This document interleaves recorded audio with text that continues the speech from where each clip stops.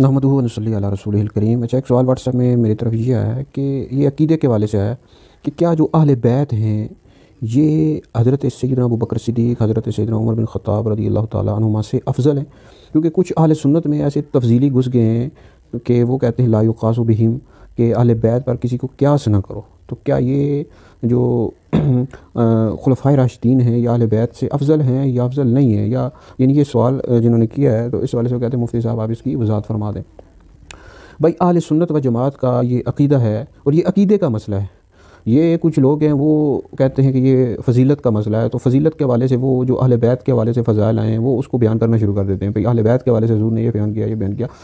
آپ شرح عقائد نسوی پڑھیں، اس طرح شرافیق اکبر اور دیگر جو بڑی کتابیں ہیں اہل سنت کی، اور اسی طرح فتاوی رضویہ پڑھیں، مطلع القمرین، تو یہ عقیدے کا مسئلہ ہے۔ جو مسئلہ افضلیت ہے، شیخین کی افضلیت ہے، یہ عقیدے کا مسئلہ ہے، اور اس میں جو خبر واحد ہے وہ بھی نہیں سنی جائے گی، بلکہ اس میں ہمارے فقہاء نے، ہمارے جو بزرگان دین ہیں، انہوں نے لکھا ہے کہ یہ جو مسئلہ افضلیت ہے یہ عقائد کے باب میں سے ہے، یہ فضائل کے باب میں سے نہیں ہے۔ فضائل کے باب میں تو آپ کو پتہ ہے خبر واحد بھی سنی جاتی ہے اور خبر واحد بھی قبول ہوتی ہے۔ تو بہرحال یہ ہے کہ جو خلفائے راشدین ہیں یہ اہل بیت سے بھی افضل ہیں، یعنی درجے کے لحاظ سے انبیاء علیہ السلام کے بعد سب سے افضل حضرت سیدنا ابو بکر صدیق رضی اللہ تعالیٰ عنہ، پھر حضرت عمر ہیں، پھر حضرت عثمان ہیں، پھر حضرت علی ہیں۔ یہ جو چار خلفائے راشدین ہیں یہ درجے کے لحاظ سے یہ سب سے افضل ہیں انبیاء علیہ السلام کے بعد۔ یہ اہل سنت و جماعت کا عقیدہ ہے، جمہور اہل سنت کا عقیدہ ہے۔ یہ ساری جو بڑی کتب ہیں ان میں یہ لکھا ہوا ہے، اور احادیث بھی موجود ہیں۔ الکامل فی ضعفاء الرجال میں یہ حدیث موجود ہے کہ نبی پاک علیہ السلام نے ارشاد فرمایا کہ انبیاء علیہ السلام کے بعد سب سے بہتر آسمان اور زمین والوں میں سب سے بہتر ابو بکر ہیں، پھر عمر ہے۔ تو یاد رکھیں جو فضیلت ہوتی ہے وہ ایک ایسا وصف ہے، جو فضیلت ہوتی ہے نا یہ تو خبر واحد سے بھی حاصل ہو جاتی ہے، لیکن جو افضلیت ہے اس کے لیے نص کا ہونا ضروری ہے۔ تو اس کے لیے ایسے دلائل کا ہونا ضروری ہے جو افضلیت پر دلالت کریں اور افضلیت کو ثابت کریں۔ تو اس حوالے سے جو شیخین کی افضلیت ہے اس پر بے شمار دلائل موجود ہیں، احادیث سے بھی موجود ہیں، اور پھر ہمارے جو فقہاء ہیں اور متکلمین ہیں ان سب نے یہ لکھا ہے۔ اور پھر آگے خود مولا علی پاک رضی اللہ تعالیٰ عنہ نے ارشاد فرمایا، بخاری میں ان سے ان کے صاحبزادے نے پوچھا کہ حضور علیہ السلام کے بعد سب سے افضل کون ہے؟ آپ نے فرمایا ابو بکر۔ پھر انہوں نے پوچھا کون؟ تو فرمایا عمر۔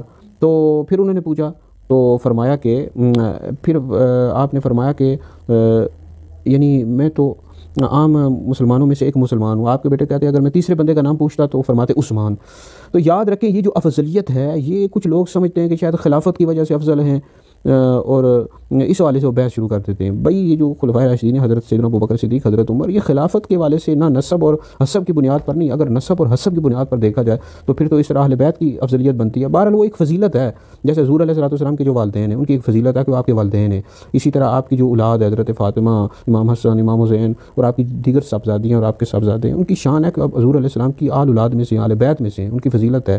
لیکن افضلیت اور چیز ہے، فضیلت اور چیز ہے۔ کچھ لوگ ایسے ہیں جو اہل سنت میں تفضیلی گھس گئے نا، وہ اس کو ملا دیتے ہیں، تو وہ ان چیزوں کو سمجھتے نہیں۔ ظاہر بات ہے انہوں نے قرآن و حدیث پڑھا نہیں اور سمجھا نہیں اور عقائد کی کتابیں پڑھی نہیں، بس اس طرح رٹ کر تقریریں کرتے ہیں، تو اس طرح کی چیزیں بیان کرتے ہیں۔ تو بہرحال یہ جو خلفائے راشدین کی افضلیت ہے یہ ان کے اللہ رسول کی برگاہ میں ان کا مرتبہ بڑا ہے، عزت، شان اور مراتب میں بہت بڑے ہیں، اس وجہ سے افضل ہیں، ٹھیک ہے۔ سب سے افضل جو ہیں ابو بکر صدیق رضی اللہ تعالیٰ عنہ، پھر حضرت عمر ہیں، پھر حضرت عثمان ہیں، پھر حضرت علی ہیں۔ جو حضرت علی کو حضرت ابو بکر صدیق، حضرت عمر سے افضل بتایا ایسا بندہ گمراہ ہے، اہل سنت و جماعت سے خارج ہے۔ یہ بارش شریعت میں بھی لکھا اور دیگر کتابوں میں بھی لکھا ہوا ہے، بڑی کتبیں ان میں موجود ہے۔